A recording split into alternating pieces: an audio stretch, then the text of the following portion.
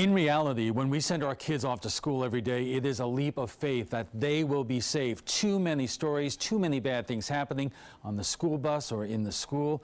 A recent incident in Manatee is raising questions about one more thing to worry about. ABC 7's Jess Dowdrick joins us to explain. Jess.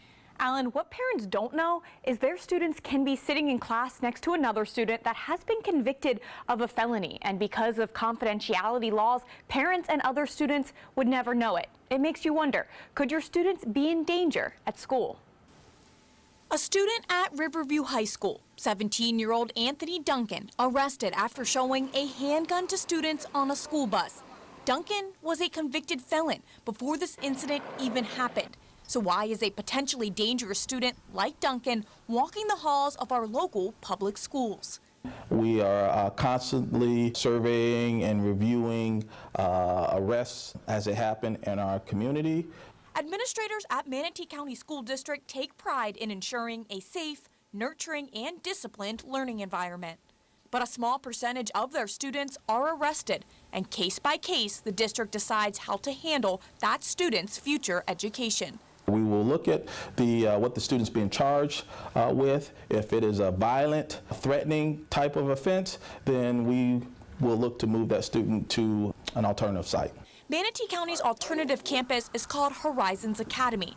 It houses 400 students in Manatee County from grades 3 through 12. We also look at the students' past behaviors on campus. We look at grades, we look at attendance, so we look at how the students do in school as well. We look at, whether the crime was committed on campus or off campus.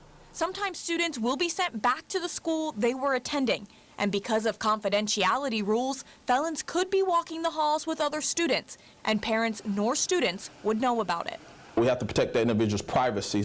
Sarasota County School District handles their students' arrests and convictions very similarly. The school district does send a representative to the courts, and they attend court hearings to review, and then they bring that information to the district committee to determine where best can they access their education.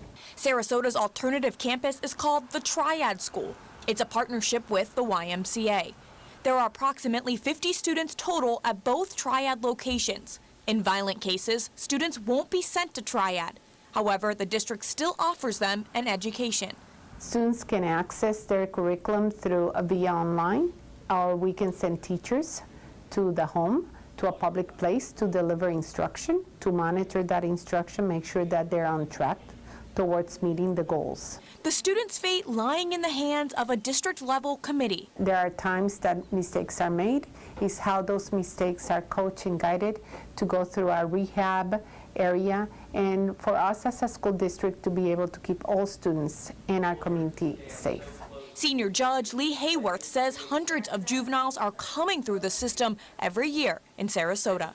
We see a high frequency of shoplifting, petty thefts, also things like stealing a person's or student's cell phone. We get a lot of drug offenses, particularly marijuana. If the prosecution charges the minor as a juvenile, frequently the teen is sentenced to probation, which Hayworth says gives them the chance to show that they can be law-abiding citizens. That probation comes with a curfew and rules about school. They have to go to school, have no unexcused absences or suspensions. They will be drug tested randomly. If they're charged as an adult, then the minor could be sentenced to prison time, but there's still a shot at them continuing their education. Sheriff Knight has been very good about providing educational resources for the adult filed kids that are there. American Civil Liberties Union Vice President Michael Barfield says minors being charged as adults is the problem in today's society. Florida detains and incarcerates more kids under the age of 18 than any other state in the nation. When these minors are put in detention centers and prisons, Barfield says that's just a learning ground for more bad behavior. The slightest offenses can get a kid sent to Triad. Literally, skipping school can get you put into Triad. I think that's a gross, exaggerated response to truancy. Barfield calls for other responses to these minors' crimes. All of us, I think, when we're in our teenage years, do things that we regret, that we didn't have the maturity of judgment for, and sometimes it takes 2 or 3 lessons to learn, but we should not throw away the future of kids simply because we don't want them in schools with their schoolmates. What a student's future holds after an arrest or conviction, it's a very complicated decision that doesn't come easy. No matter where the student ends up to continue their education, the districts have support and rehab systems available for them, and in some cases, even individualized education plans. Jess, thank you.